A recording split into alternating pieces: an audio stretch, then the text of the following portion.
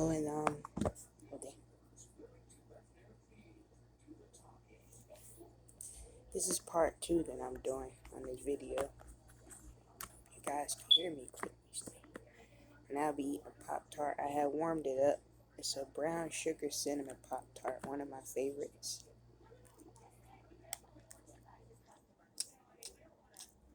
It's kind of lumpy because it's falling apart. I'm gonna warm it up.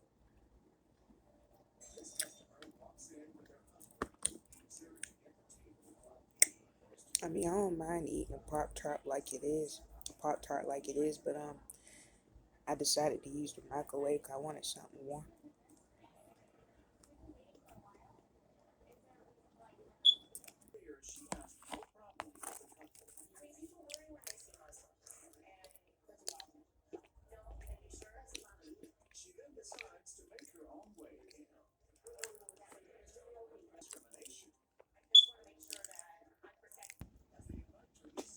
It was also, I ate the Pop-Tart.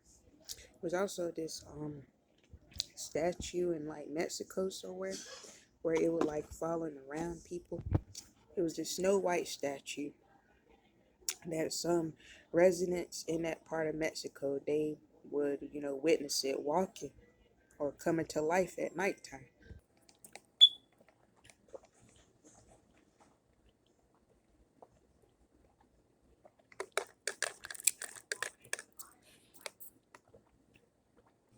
And I wanted to throw in a quick story that I had made up.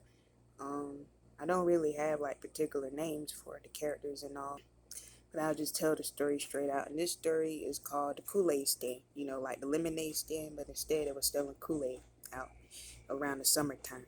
And it was this one kid in the whole neighborhood who the rest of the kids was intimidated by. They was, scared of this kid.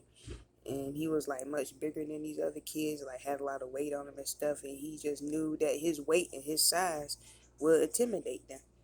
And he will also usually will, put hands on these kids, bully them, beat them up and stuff. And he also had a sister who he also had bullied and hit it on different things like that. And one day he ended up going to this lemonade stand. It was like these two friends that was selling some lemonade. And he demanded them to give him free lemonade. He wasn't gonna, pay for, I mean, not lemonade. He wasn't planning on paying for a cup of Kool-Aid. He told them to make him some Kool-Aid for free.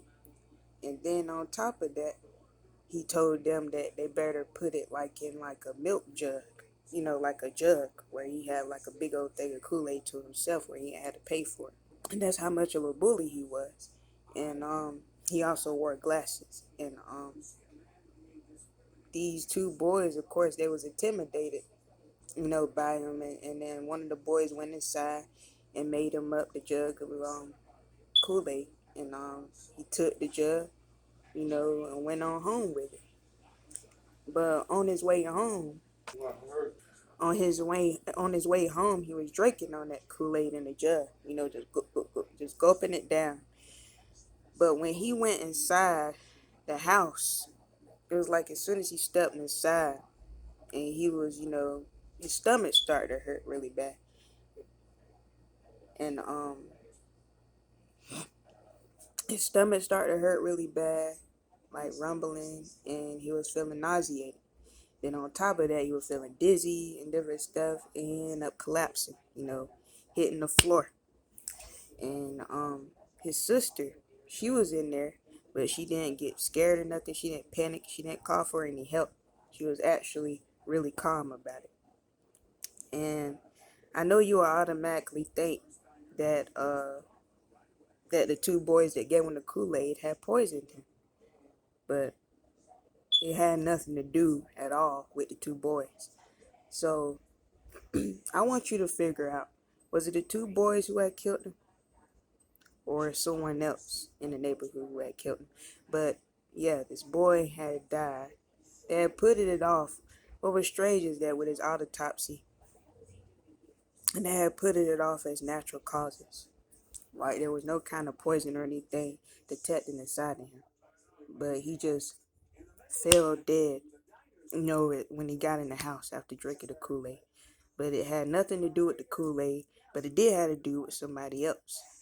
He had been having like stomach pains and stuff, you know, days prior to his death. So it could have been anything that had taken him out.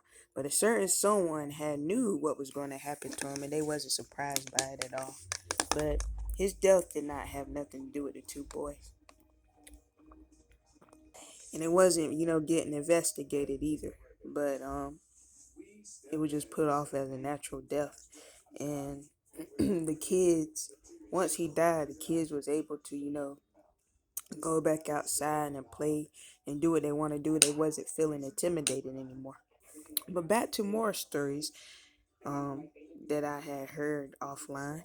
You know how they say like kids can see things that we can see, or hear about things that we haven't heard about. It was some stories I came across on TikTok where some kids had told their parents that like they remember being like, say this kid is like 7 years old, they'll say that they remember being like 55 years old and had fell off a ladder doing work or something and died. And they said like in the past life they were like 50 something years old with a whole family and stuff in church. A lot of parents said that they came across their kids talking about stuff like that. And there was also like a video where it was like a monkey that went into like this village area. It was like grabbing like a lot of like puppies or dogs or something, just throwing these dogs